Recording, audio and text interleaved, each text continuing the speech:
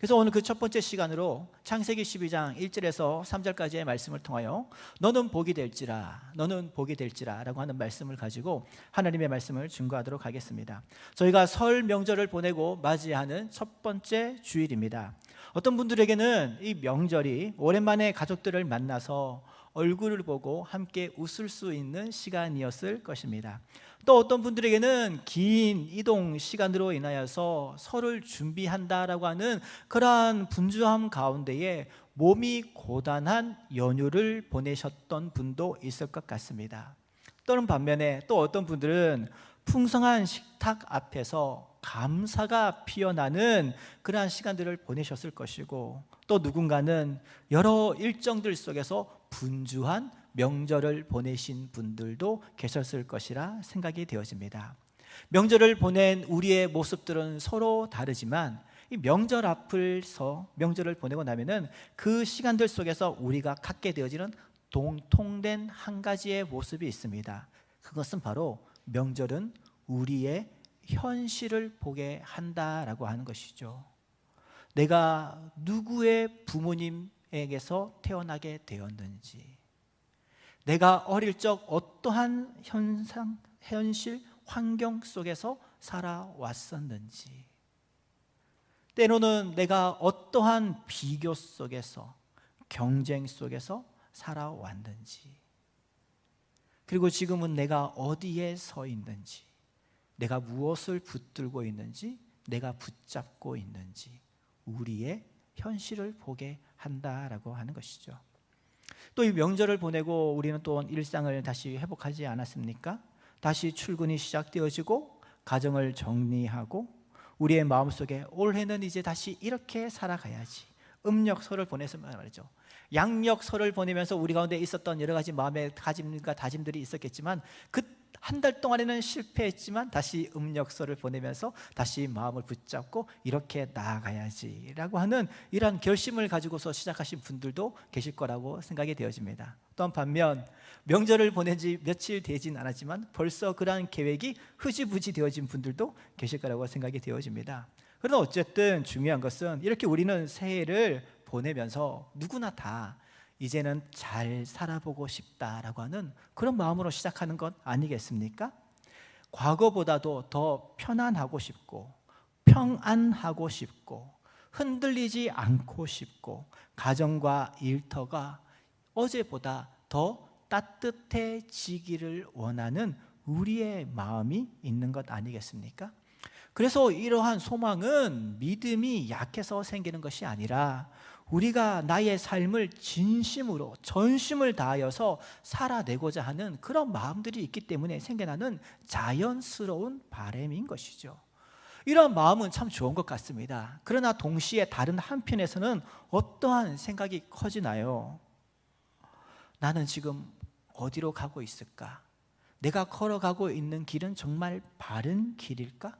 내가 지금 손에 붙들고 있는, 내가 의지하고 있는 사람은, 직장은, 건강은 정말 끝까지 나를, 이 길 끝까지 나를 인도해 줄까라고 하는 의심이 들 때가 얼마나 많이 있습니까? 이것은 갑자기 드는 생각이 아니라 우리의 인생이라고 하는 이미 오랜 인생의 실패를 경험하였던 과거의 학습에 의하여서 그러한 의문과 의심들이 생겨나게 되어지는 것이죠. 계획을 아무리 많이 세웠지만 그 계획이 나의 인생을 온전히 지켜주지를 못했던 과거의 모습들 때문에 그런 것 아니겠습니까? 나의 관계를 지금보다, 과거보다도 더 아름답게 하고 싶지만은 나의 노력만으로 그 관계가 온전히 회복되어지지 못한 일들을 우리가 이미 많이 겪어왔기 때문인 것이죠. 내가 투자하는 시간들과 나의 그런 모든 계산과 모든 분석들을 가지고서 살아가려고 하지만은 이 모든 것들이 시간이 흐른다고 해서 우리의 결과가, 우리의 미래가 눈에 선명하게 보이지 않고 오히려 더 희미하고 불안하게 느껴지는 과거의 학습된 모습들이 여전히 우리 가운데 있기 때문에 그러한 의심의 목소리가 우리의 마음과 생각 가운데에 메아리를 친다라고 하는 것 아닌가요? 그러한 한 해의 시작점에 있어서 오늘 우리가 읽었던 창세기 12장은 우리의 모습을 그대로 대변하고 있다라고 하는 것입니다. 여기에 하나님께서 한 사람을 소개하고 있습니다. 그 사람은 바로 아브람이라고 하는 것이죠. 아브라함이 하나님의 부르심을 받았을 때 그는 그저 세상을 정처 없이 막 살아가는 허공 가운데에 살아가는 그런 사람이 아니었습니다. 아브라함에게는요, 하나님의 부르심을 받았을 때에 그에게 익숙한 터전이 있었고 이미 과거부터 늘 살아오던 삶의 루틴 가운데에 삶의 방식이 있었고 그 누구보다도 안정된 삶을 살아가던 사람이었다라고 하는 것입니다. 그렇게 잘 살고 있던 그 아브람을 하나님께서 왜 갑자기 고향과 친척과 아버지의 집을 떠나라고 했을까라고 하는 이 메시지 속에서 수많은 사람들이 의구심을 가지게 되어지는 것이죠. 오늘날도 우리는 나의 안정된 삶을 살아가기를 원하지만 그 삶을 하나님께서 떠나라라고 한다면 우리도 어쩌면 아브라함과 같은 똑같은 마음이 들지 않겠습니까?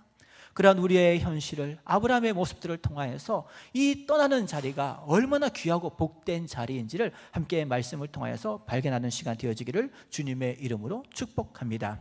먼저 1절에 보면은 이렇게 말씀을 기록하고 있습니다. 여호와께서 아브라함에게 이르시되 너는 너의 고향과 친척과 아버지의 집을 떠나 내가 내게로 보여줄 땅으로 가라라고 하나님께서 말씀하셨습니다.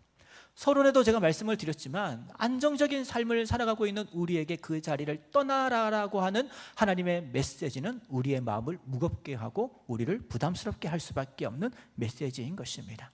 그런데요, 하나님께서 아브라함에게 왜 이런 말씀을 하셨는지에 대한 그 배경을 우리가 안다면은 이제 신앙의 삶을 살아가고 있는 우리는 완전 이해할 수가 있다라고 하는 것이죠. 창세기 12장에 기록되어져 있던 이 고대 근동 사회 메소포타미아 지역입니다.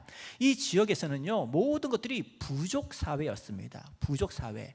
한 집안의 가장으로 시작하여서 집안의 큰 어른으로부터 시작하여서 온 대가족들이 함께 모여 사는 그런 부족 사회였다라고 하는 것이죠.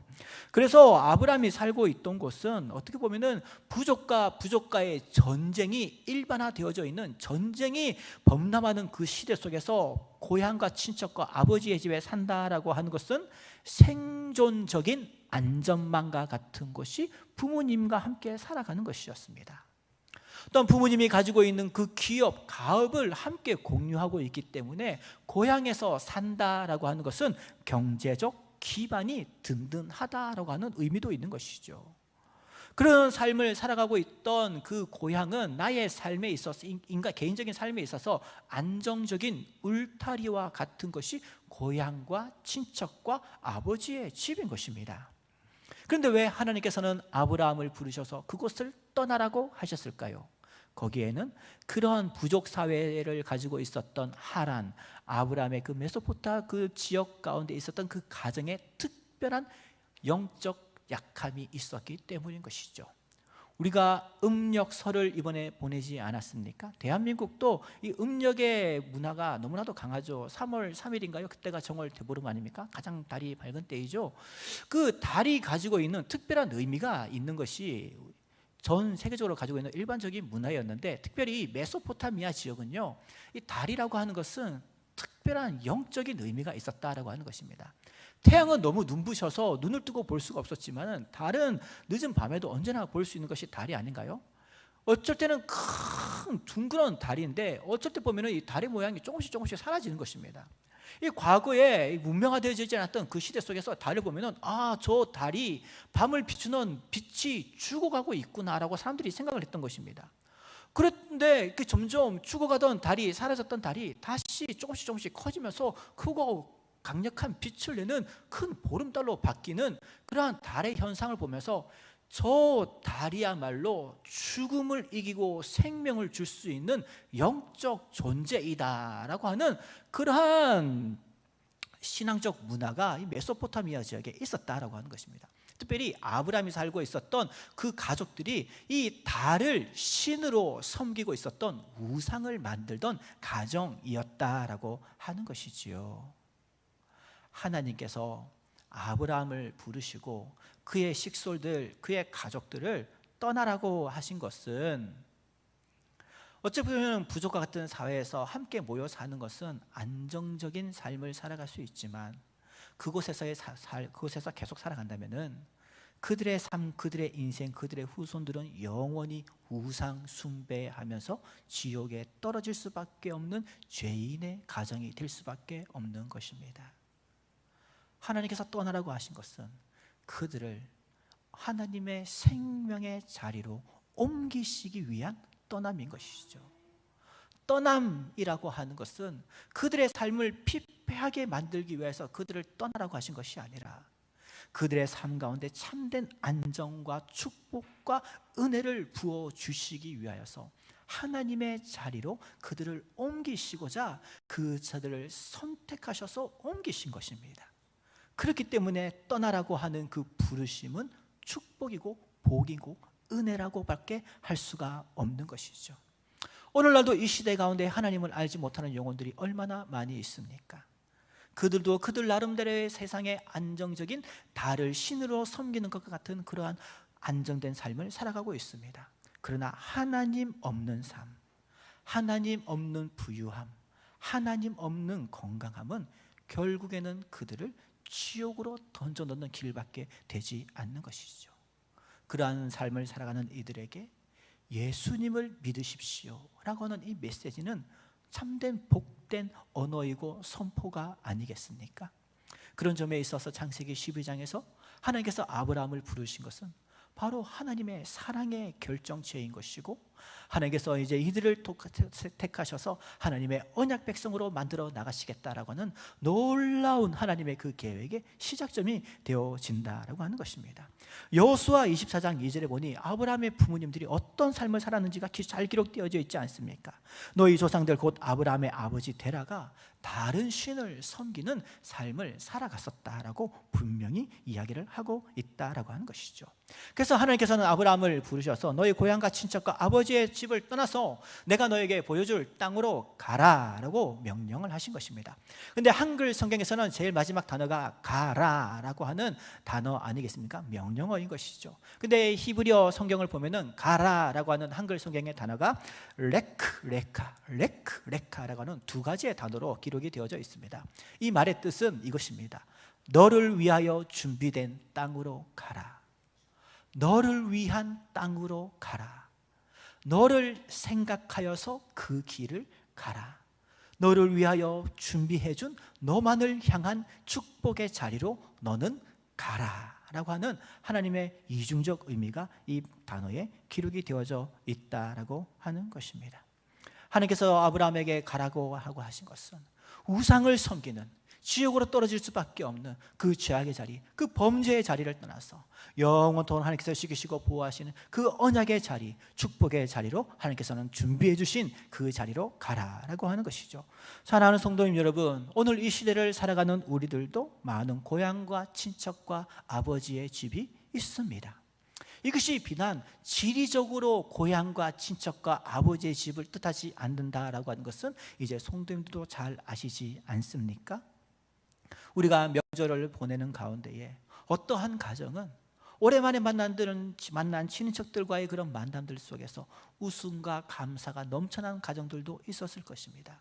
반면 또 어떤 가정들은 말이죠, 오랜만에 만난 자리이지만 여전히 자신들의 가정이 최고의 가정인 것 마냥 형제들의 가정과 그들의 자녀들을 약하게 보고 비난하고 그들을 깔보고 무시하는 비교 속에서 오히려 감사와 사랑보다는 상처가 더욱더 넘쳐나는 명절을 보내신 분들도 있을 것입니다. 누구의 자녀는 어떠한 학교를 갔다는데, 누구의 자녀는 어떠한 직장을 가졌다라고 하는데, 누구는 결혼을 했다라고 하는데 라고 하는, 말하는 분들의 입장에서는 별것 아닌 것처럼 가볍게 내던지는 대화이지만 누군가는 그 가벼운 대화 속에 상처를 받고 마음이 찢어지는 그런 아픔을 겪을 수밖에 없던 명절을 보내신 분들도 있을 것입니다. 그런 아픔과 상처를 가지고서 직장으로 복귀했지만 여전히 직장 속에서도 우리를 향한 날카로운 화살과 그러한 날카로운 칼과 같은 대화들 속에서 우리의 마음이 난도질 당하게 되어지는 것이죠. 이러한 상처가 커지다 보면은 우리는 자연스럽게 다짐하게 되어지는 것이 무엇입니까? 나는 다시는 이러한 상처를 받지 않아야지, 다시는 이런 비교를 당하지 않아야지, 다음번 만났을 때에는 내가 머리 위로 올라가야지, 나를 자랑해야지, 나를 드러내면서 저들을 짓눌러야지 라고 하는 각오 속에서 나만의 고향과 친척과 아버지의 집을 만들려고 하죠. 하나님이 없는 성공의 자리, 기도가 없고 찬양이 없고 말씀이 없는 오로지 세상적인 향락과 성공과 쾌락을 줄 수 있는 그것을 붙잡으려고 하는 우리의 고향과 친척과 아버지의 집이 있지 않습니까? 이 명절과 한 주간의 삶을 보내는 가운데에 그곳에 나의 마음을 두고 그곳 가운데 우리가 마음의 평안을 누리며 살아가려고 하는 그런 마음을 가지고 이 자리에 서 계시지는 않으십니까? 그런 우리들을 향하여서 하나님께서 말씀하시는 것이죠. 너의 고향과 친척과 아버지의 집을 떠나서 내가 너에게 지시할 땅으로 가라. 하나님이 있는 자리, 예배가 있고 기도가 있고 말씀이 있고 찬양이 있고 살아계신 하나님의 임재하심이 있는 그 자리로 나아갈 수 있는 우리 모든 비전항성교회 성도님들 되어질 수 있기를 주님의 이름으로 축복합니다. 2절 말씀을 함께 보겠습니다. 2절에 이렇게 기록되어 있죠. 내가 너로 큰 민족을 이루고 내게 복을 주어 내 이름을 창대하게 하리니 너는 복이 될지라. 아멘. 하나님께서는 아브라함에게 그냥 가라고 하신 것이 아닙니다. 너로 큰 민족을 이루고 내게 복을 주어 내 이름을 창대하게 하리니 너는 복이 될지라 라고 말씀을 하고 있습니다. 이 2절 말씀에서 중요한 주어가 있습니다. 그것은 바로 내가 라고 하는 주어인 것이죠. 세상은 우리에게 이야기를 합니다. 너가 증명해라. 너가 우리 회사에 필요한 존재인지를 증명해라. 너가 우리 가정에 필요한 사람인지를 증명해라. 자꾸 우리에게 너가 증명해라 라고 이야기하는 것이죠. 그러다 보니 우리는 자연스럽게 내가 하겠습니다, 내가 이루겠습니다, 이 일들이 반복되어지다 보면 우리가 어떻게 될까요? 내가 고생했으니까 내가 영광 받겠습니다. 하나님이 계셔야 할 자리는 사라지고 그 자리에 내가, 너가 라고 하는 그 자리가 마주하게 되어지는 것이죠. 구약 성경에서는 특별한 문법적 표현이 있으니 그것을 중언체라고 합니다. 똑같은 단어, 비슷한 의미의 단어가 반복적으로 사용되어지는 것입니다. 오늘 2절 말씀에서는 내가 라고 하는 단어가 중복적으로 사용되어지고 있죠. 이 말이 의미하는 것이 무엇이겠습니까? 나의 삶, 나의 인생을 이끌어가는 분은 내가 아니라 하나님이시다 라고 하는 것이죠. 내가 너를 지명하여 불렀나니 너는 내 것이다 라고 하는 것입니다. 나의 말에 순종하며 나오는 너의 삶을 이제부터는 내가 책임지겠다라고 하는 하나님의 약속의 말씀이 있는 것이 바로 12장 2절에서 이야기하고 있는 내가라고 하는 그 단어가 가지고 있는 그 본질적인 의미이다라고 하는 것입니다. 창세기 12장은 너무나도 유명합니다. 왜냐하면 믿음의 언약의 유대인의 가장 히브리 민족의 시작이 되어지는 족장 사회의 시초가 되어지는 아브라함의 부르심의 장이 창세기 12장이거든요. 그럼 창세기 12장 앞에 있는 창세기 11장이 뭔지 아십니까? 창세기 11장은 바벨탑 사건이 기록이 되어져 있습니다. 이것도 똑같습니다. 바벨탑이 왜 있습니까? 창세기 6장에 하나님께서 세상을 물로 홍수로 심판하지 않았습니까? 이 살아남은 이제 다시 번성한 이 땅의 지구상에 살아가는 인간들이 생각을 하게 되어지는 것이죠. 역사적 사건 앞에서 말이죠. 과거에 인간들이 하나님 앞에 범죄함으로 말미암아 하나님께서 진노하셔서 세상을 물로 심판하셨는데 이제 우리가 또 그러한 하나님의 심판을 당해서 멸절하는 것이 아니라 이제는 우리가 그 심판 속에서도 살아남을 수 있는 탑을 쌓자는 것 아니겠습니까? 그 물이 범람하지 못하는 높은 탑을 쌓자는 것이죠. 그렇게 시작되어진 것이 바벨탑인 것이죠. 그렇게 쌓고 올라가면은 결국에는 우리가 하나님까지 닿지 않을까라고 하는, 하나님을 대적하려고 하는, 하나님과 똑같은 자리에 서려고 하는 인간들의 그런 오만함이 있는 것이 바벨탑 사건이 바로 창세기 11장에 기록이 되어져 있다는 것입니다. 그래서 창세기 11장 4절에 보면은 이 바벨탑을 통해서 뭐라고 표현하고 있냐면은 우리의 이름을 내자, 우리의 이름을 내자, 우리의 이름을 드높이자라고 하는 것, 이것이 바로 창세기 11장에서 이야기하고 있는 인간의 죄악상의 그 중심적인 모습인 것이죠. 그러나 그 결과는 어땠습니까? 결국에는 하나님께서 언어를 흩어버림으로 말미암아 그 모든 것이 허물어지고 무너지지 않았습니까? 그러면 이제 12장이 시작하는 것이죠. 그럼 12장은 무엇을 얘기하시고 할까요?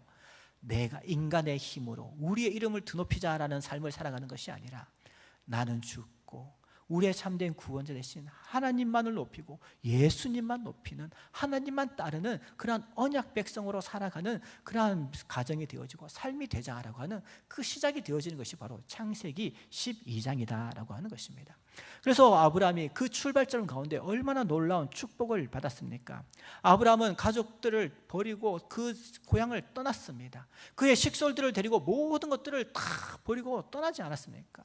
빈털터리의 인생이었습니다. 어디로 가야 될지도 몰랐습니다. 하나님께서 아브라함이 가야 될 장소를 명확하게 정해주시지 않았습니다. 앞으로 내가 너에게 지시할 땅으로 한 걸음 한 걸음 아브라함은 그렇게 이동하면서 살아갔습니다. 그렇게 살아가는 가운데 수많은 배고픔들이 있었습니다. 수많은 대적들의 공격이 있었습니다. 그런데 놀라운 것은 그 모든 위협들과 굶주림과 배고픔과 춥고 그러한 현실적 환경적인 어려움 속에서 하나님께서는 항상 아브라함의 가족들을 보호해 주셨고, 또 그들의 삶에 필요한 것들을, 물질적인 것들을 채워주시고 건강적인 것들을 채워주시고 그의 가정이 가면 갈수록 더욱더 부유해지고 풍성해지는 그런 눈에 보이는, 정말 오늘날 세상 사람들이 즐거워 좋아할 만한 그러한 모든 복들을 하나님께서는 아브라함에게 다 부어주셨다라고 하는 것이죠.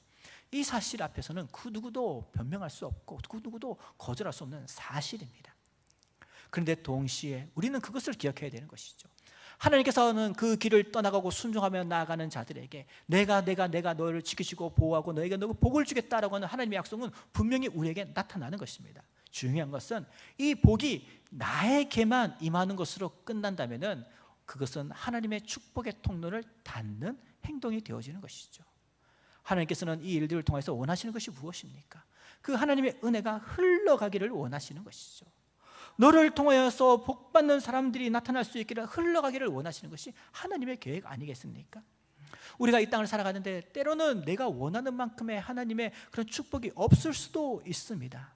중요한 것은 하나님의 은혜가 우리 가운데 왔을 때에 그것을 나의 것으로만 받고 문을 닫아버린다면 우리는 갇혀있는 우물과 같이 우리의 삶과 우리의 인생과 우리의 모든 가정은 갇혀있는 우물처럼 썩어버릴 수밖에 없는 것이죠. 그러나 그 하나님의 그 축복 가운데에 길을 내고 그 하나님의 은혜를 우리가 흘려보내게 되어진다면 하나님의 그 놀라운 축복은 지속적으로 우리 가운데 공급되어지는 놀라운 축복의 통로로 열리게 되어지는 것이고, 하나님께서는 그곳 가운데 그런 삶과 환경 가운데 우리의 기도 가운데 놀라운 은혜를 지속적으로 부어주신다라고 하는 것, 그것이 바로 창세기 12장 2절을 통해서 우리에게 주시는 실질적인 복이다라고 하는 것입니다. 그래서 2장 2절 하반절에 보면은 이렇게 기록하고 있는 것 아니겠습니까? 너는 복이 될지라. 너는 복이 될지라.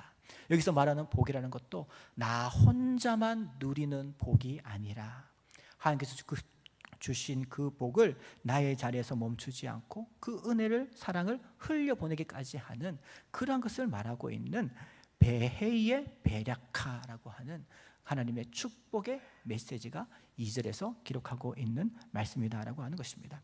하나님의 말씀에 순종하고 그 길을 걸어가는 자들에게는 하나님께서 반드시 복을 주십니다. 이것은 하나님의 약속이고 이미 수많은 시간들과 역사 속에서 검증되어진 사실인 것입니다. 중요한 것은 하나님께서 우리 가운데 부어주신 복을 나 혼자만 갖는 것으로 인하여서 끝이 나버린다라고 한다면 어느 순간 그 하나님의 은혜와 축복의 통로는 닫혀버리고 말 것이고 우리의 인생은 피폐해져 버리고 마는 것이고 썩어버릴 수밖에 없는 것입니다. 그러나 그 은혜가 우리 가운데 계속해서 부어지기 위해서는, 그 축복의 파이프가 열려지기 위해서는 그 은혜를 우리는 계속해서 흘려보내야 되는 것이죠. 우리의 삶의 자리에서, 우리의 섬김의 봉사의 자리에서, 기도의 자리에서 우리가 그 은혜를 흘려보내는 가운데 놀라우신 하나님의 은혜와 축복과 부으심을 경험하게 되어지는 복된 2026년도 되시기를 주님의 이름으로 축복합니다. 3절 말씀에 이렇게 기록이 되어져 있습니다. 너를 축복하는 자에게 내가 복을 내리고 너를 저주하는 자에게 내가 저주하리니 땅의 모든 족속이 너로 말미암아 복을 얻을 것이라 하신지라. 아멘. 너무나도 유명한 말씀이죠. 너를 축복하는 자에게 내가 복을 내리고 내가 너를 저주하는 자에게 내가 저주하겠다라고요. 이 말씀을 들으면은 잘못 이해하면은 이 말씀은 이렇게 생각이 되어져 있습니다. 나라고 하는 존재가 너무나도 대단해져서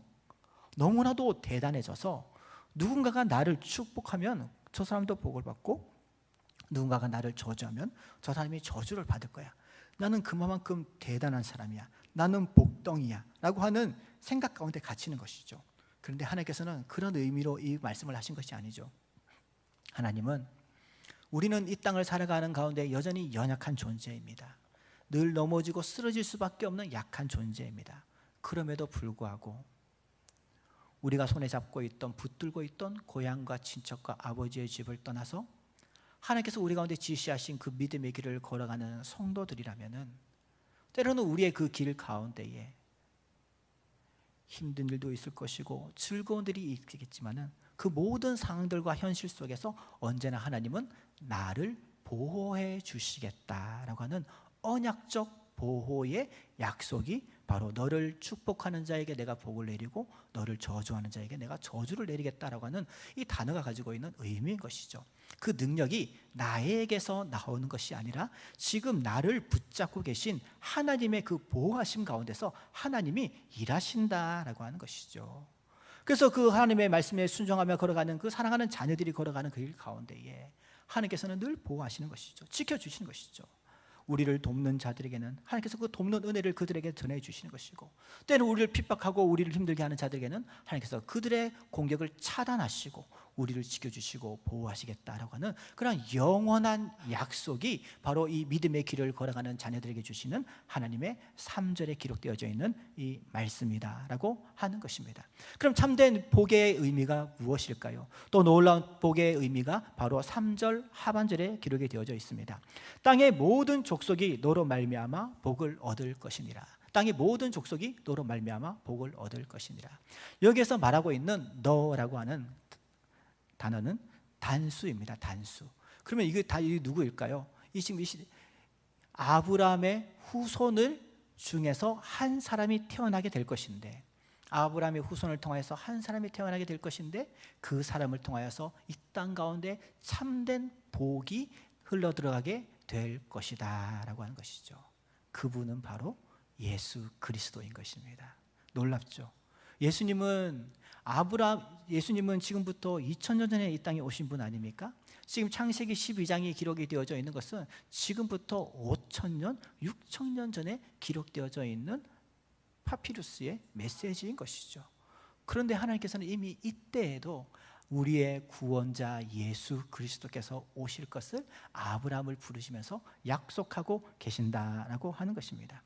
이것을 기록하고 있는 것이 바로 갈라디아서 3장 8절의 말씀인 것이죠. 갈라디아서 3장 8절에 보면은 성경에 기록이 되어져 있는 하나님께서 아브라함에게 복음을 주셨다라고 기록하고 있습니다. 아브라함에게 복음을 주셨고 그 복음의 메시지로 말미암아 이방인들이 하나님의 복음을 듣게 하셨고 받게 하셨다라고 하는 신약 성경의 증언이 기록이 되어져 있다라고 하는 것이죠. 사랑하는 성도 여러분, 우리가 말하는 복은 결국에는 그리스도 아닙니까? 죄인이 하나님과 화목하게 되고 두려움이 소망으로 바뀌고 인생이 하나님께로 돌아오게 되어지는 이 복이 가장 크고 깊은 복 아니겠습니까?